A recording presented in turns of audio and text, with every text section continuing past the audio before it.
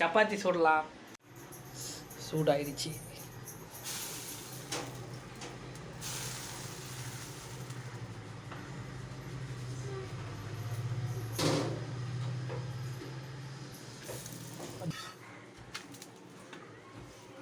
Okay, chapati ready ஆகிட்டுருக்கு.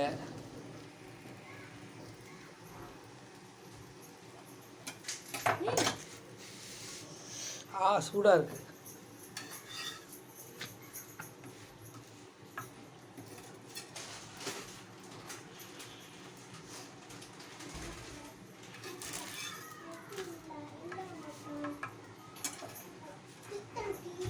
சப்பாத்தி அப்புறம் தக்காளி பஜ்ஜி இன்றைக்கி சாப்பாடு. சாரி, காலையில் டிஃபன். காலையில் டிஃபன். டிஃபன்.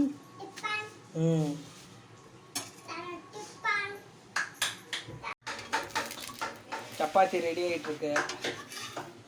வேலை இல்லை, அதனால் சப்பாத்தி சுட சொல்லியிருக்காங்க. இவன் வேற ஃபோன் வேணும்னு சொல்லி ராவடி பண்ணிகிட்டே இருக்கான் இந்த பையன். பாருங்க, ஃபோன் வேணுமா? ரெடி ஆகிட்டே இருக்கு சப்பாத்தி.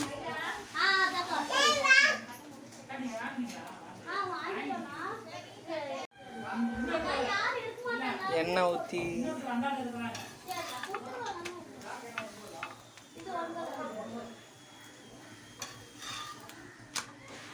நம்ம சுட்டால் மட்டும் சீக்கிரமாகவே ஆக மாட்டேங்குது இந்த சப்பாத்தி. பாருங்க, ஒரு சப்பாத்தி எவ்வளோ நேரம் சுட்டு விட்டுருக்கேன். இந்த பையன் வேற ஃபோன் வேணுன்ற ஆவிடி. ஃபோன் வேணுமா? வேணுமே, என்ன வேணும்? பாருங்க, 5 நிமிஷமாக சுட்டுட்ருக்கேன். ஒரே ஒரு ரொட்டி தான் இன்னும் ஆகவே இல்லை.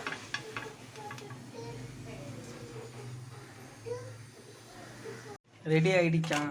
பாருங்கள், சப்பாத்தி தட்டோடு மாதிரி இருக்குது. பாருங்கள் சத்தம். நம்ம சுட்டா, அவங்க சுட்டாதான் இப்படி வருதுன்னா நம்ம சுட்டாலும் இப்படி தான் வருது. நான் சமைச்சது டிட்டு பாருங்கள் எப்படி இருக்கு. டிட்டு எப்படி இருக்கு? நல்லாவே இல்லையாம்மா. பாருங்கள், இது நல்லா வந்திருக்கு. ஆனால் இது பாருங்கள், தட்டோட மாதிரி வந்திருக்கு. பாருங்கள், யார் சமைச்சாலும் தட்டோட மாதிரி தான் வருது சப்பாத்தி. டிட்டு எப்படி இருக்குது சப்பாத்தி? நல்லாவே இல்லையாம்மா. இவன் எது செஞ்சாலும் நல்லா இல்லைன்னு தான் சொல்லுவாங்க.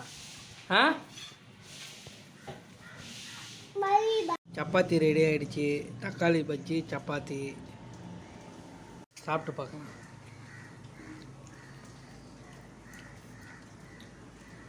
சப்பாத்தி தான் நல்லா வரல, அதுக்கப்புறம் எல்லாமே நல்லா வந்திருக்கு சப்பாத்தி.